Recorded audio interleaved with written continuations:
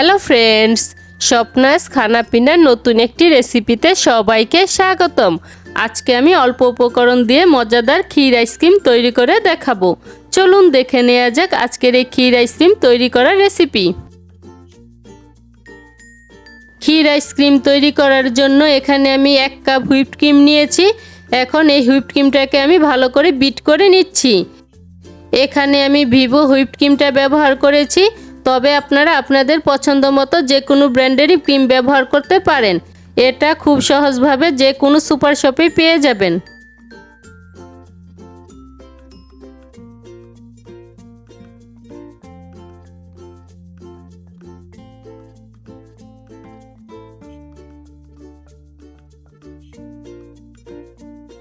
প্রায় 7 থেকে 8 minute bit করে নেওয়ার পর এটা ফোমের মতো তৈরি হয়ে গিয়েছে।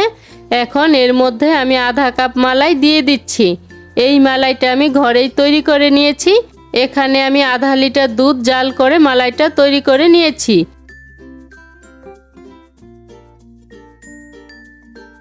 এখন এটাকে আমি আবারও ভালো করে বিট করে নিচ্ছি।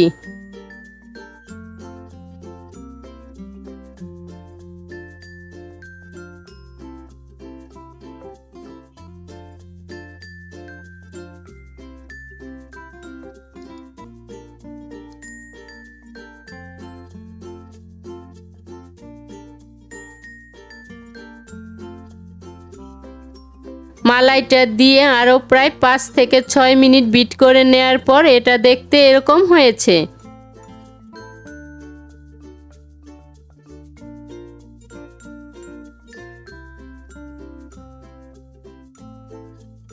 এখন এটাকে আমি একটি আইসক্রিমের বক্সে ঢেলে নিচ্ছি।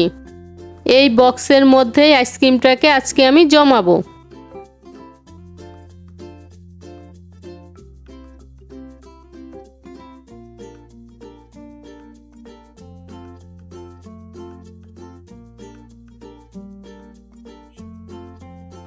এখানে আমি কিছু কিশমিশ, কিছু পেস্তা বাদাম কুচি ও কিছু কাঠবাদাম কুচি নিয়েছি।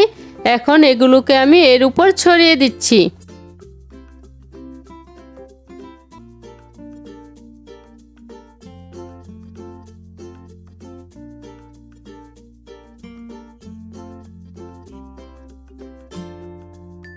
এখন র্যাপিং পেপার দিয়ে ঢেকে এটাকে আমি 7 থেকে 8 ঘন্টার জন্য ডিপ ফ্রিজে রেখে দিব।